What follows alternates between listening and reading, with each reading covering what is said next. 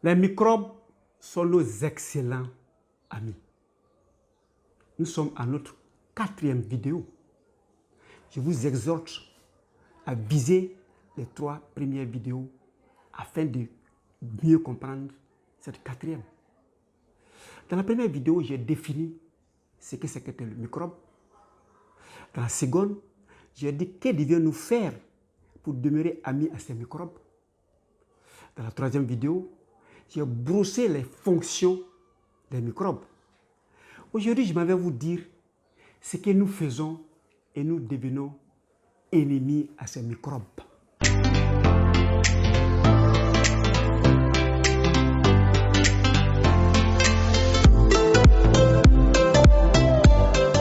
Bienvenue à Objectif Santé, votre chaîne YouTube de bien-être qui vous permet de connaître et de reconnaître l'ensemble des maladies courantes, leurs modes de contamination, le protocole thérapeutique naturel et surtout les astuces de vivre mieux sur cette planète agressée. Je suis Docteur Nature. Je vais vous faire découvrir les professions de la santé qui vous serviront si vous vous en servez. Et je souhaite, si vous voulez, quel que soit votre âge, d'être d'excellents praticiens de la santé. Vous allez vous soigner et soigner vos environnements à partir des éléments de la nature. L'air pur pour respirer, évidemment, mais pour se relaxer. L'eau potable pour s'hydrater ou se réhydrater, mais ça vous permet de tuer en vous et autour de vous tous les éléments stressants. Vous allez vous servir des rayons solaires pour vous recharger comme une batterie. Et surtout, je vais vous montrer les astuces afin que vous viviez en paix, en bonne intelligence avec la terre-mère. Nous sommes faits de terre, nous allons retourner à cette terre-là. Et nous avions aussi une gamme d'alicaments qui permettra à ceux qui sont malades de recouvrer la santé en gardant l'intégrité physique de leur corps. En attendant, nous allons chercher à savoir aujourd'hui, mais qu'est-ce qu'on a bien fait ou bien qu'est-ce que nous faisons pour devenir ennemis à ces microbes. En attendant, cliquez sur s'abonner afin que nous restions ensemble des bons compagnons pour le court instant de vie que nous avons sur cette terre. N'oubliez pas de cliquer sur la cloche qui va vous avertir à chaque instant quand nous aurons mis sur place une nouvelle vidéo. J'ai aussi besoin de vos commentaires qui vont me permettre de me parfaire dans ma communication afin que vous ayez la quintessence de moi. J'ai aussi besoin de vos j'aime qui vont m'encourager dans l'élan que j'ai choisi. Maintenant, pour vous qui avez des problèmes liés à vous, j'ai mon lien WhatsApp. Vous cliquez, vous écrivez et je vais vous répondre avec beaucoup de joie. En attendant, qu'est-ce que nous faisons exactement pour être ennemis à ce microbe? La première erreur que nous faisons, nous ne voulons pas souffrir comme Ève, la première dame, l'a fait. Elle a fait un accouchement à voix basse.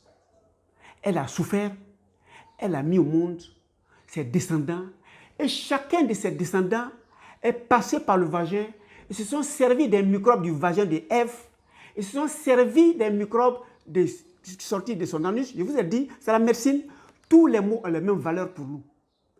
Tel que nous parlons de la bouche, des yeux, nous allons parler des vagins, nous allons parler des pénis, des anus, c'est des organes pour nous et ça n'a rien de tabou. Et puis, nous sommes nés. Et les microbes que nous avons pris en passant par l'accouchement basse de Ève, c'est ce qui nous a protégés durant toute notre vie terrestre. Et nous venons un matin pour dire que nous sommes suffisamment intelligents et que nous pouvons éviter la douleur de nos mamans. Nos mamans ne veulent plus pousser comme Ève l'a fait. Elles passent par des césariennes. Mais l'enfant qui est né à partir des césariennes, il ne va pas croiser les microbes du vagin de la mère. Il ne va pas croiser les microbes de l'anus de la mère, mais ses premiers contacts, c'est les microbes de la peau. Et ces microbes de la peau, très souvent pour nos mères qui préfèrent les césariennes parce qu'elles ne veulent pas souffrir, généralement, elles se sont dépigmentées. Donc, elles utilisent suffisamment de produits cosmétiques pour agresser les microbes de leur peau. Donc, les microbes même de la peau déjà pensent que leur hôte, votre mère, est leur ennemi. Donc, ils sont sur la défensive. Et toi, ton premier contact à la naissance, ce sont ces microbes.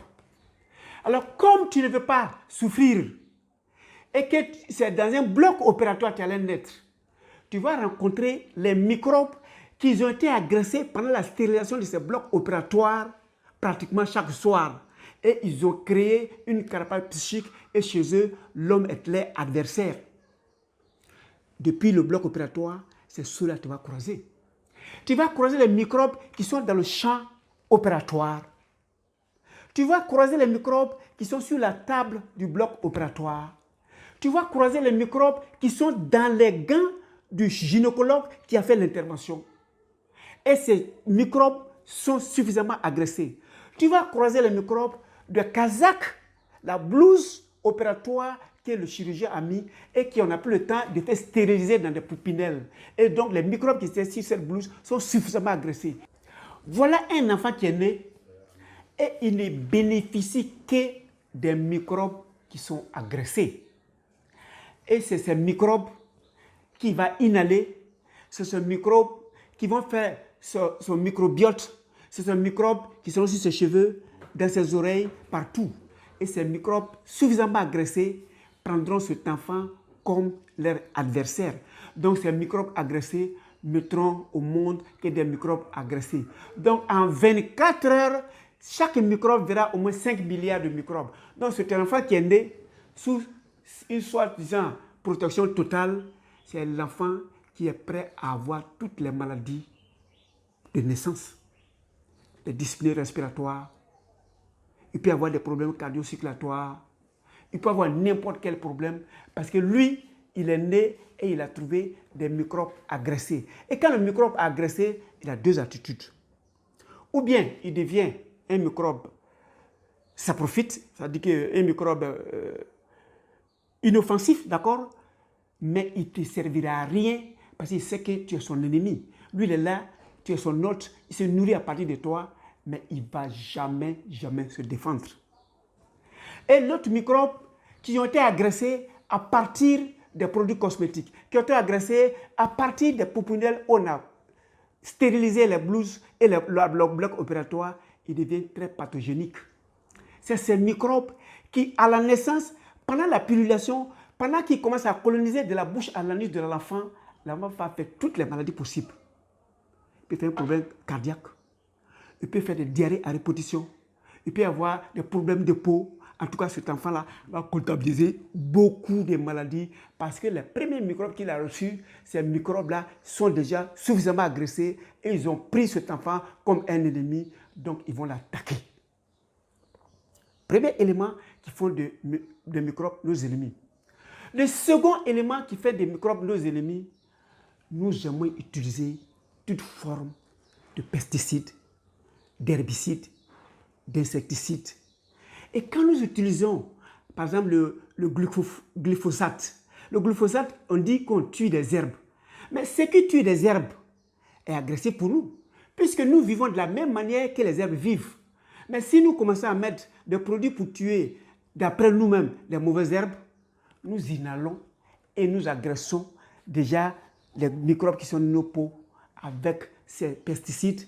Nous allons inhaler, nous allons agresser les microbes qui sont dans nos flores intestinales, ou bien dans nos microbiotes intestinales, ou bien dans nos bactéries intestinales.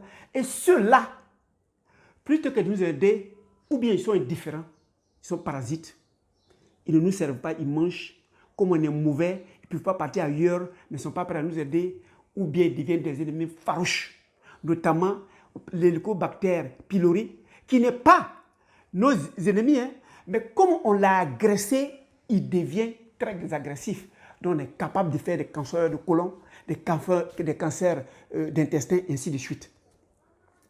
Troisième agressif possible, l'homme, s'il veut être ami aux microbes qui est en lui, qui ne peut aller ailleurs, et la colonie des microbes font partie d'un de ses organes. C'est un organe qui n'est pas lui. C'est un organe indispensable pour lui, pour sa vie, qui n'est pas lui. Et s'il agresse, ils vont changer. Nous nous mettons à prendre des antibiotiques. Au lieu des probiotiques, nous prenons des antibiotiques. Mais quand nous prenons des antibiotiques, ça veut dire qu'on est prêt à attaquer ces microbes. C'est des antiacides, on est prêt à attaquer ces microbes. Des antibiotiques, on est prêt à attaquer ces microbes. Évidemment, ces microbes, naturellement, vont essayer de se venger, vont essayer de se défendre. Donc, vous allez prendre, au lieu des probiotiques, des antibiotiques, vous allez tuer une colonie et les colonies restantes vont se muter, vont faire des mutants, comme on l'appelle très bien maintenant, des variants. Et 2, 3, 4, 5, 10e variant, on ne pourra plus les attaquer à partir de ces antibiotiques. C'est eux qui vont nous attaquer maintenant. Alors, comme ils sont dans nos intestins, ils vont perforer nos intestins, ils vont créer tout ce genre de cancer pour nous détruire. Parce que dans leur tête, on les attaque. Dans les antibiotiques, l'utilisateur abusif des antibiotiques, c'est des gens qui agressent ces microbes. Et quand tu agresses un microbe, tu fais de lui un adversaire, un ennemi. Alors, certains utilisent abusivement des antiacides, surtout ceux qui ont des ulcères. Comme si Dieu a créé les acides contre l'homme lui-même. Non, les acides qui sont dans le corps sont faits pour casser la chaîne des protéines. On a le codon. Il arrive à détacher le codon. Et c'est en ce sens, je vous ai dit, dans l'autre vidéo, il faut visualiser que lorsque nous mangeons, les aliments qui rentrent dans nos bouches, quand nous le digérons, ça devient un bol alimentaire. Et les microbes qui sont dans nos bouches s'attaquent à ces microbes étrangers qui se sont infiltrés pendant l'alimentation. Quand ça arrive au niveau de nos estomacs, il va faire passer maintenant le bol alimentaire à un chyme, c'est-à-dire qu'il va broyer plus. Et il y a des microbes là-bas qui vont intervenir à cela. Et ils vont faire de telle sorte que toutes les molécules, les chaînes codants soient coupées à partir des éléments acides. Mais quand tu prends des antiacides, non seulement tu empêches cette digestion, mais tu vas annihiler l'action des microbes qui sont dans l'estomac. Alors, comme tu empêches cela, la transformation va se faire jusqu'à l'intestin, mais la digestion n'est pas normale. Au niveau aussi de l'intestin, évidemment, eux aussi sont agressés. Donc, les produits qui vont rentrer à partir des villosités sont quasi inutiles ou inexistants.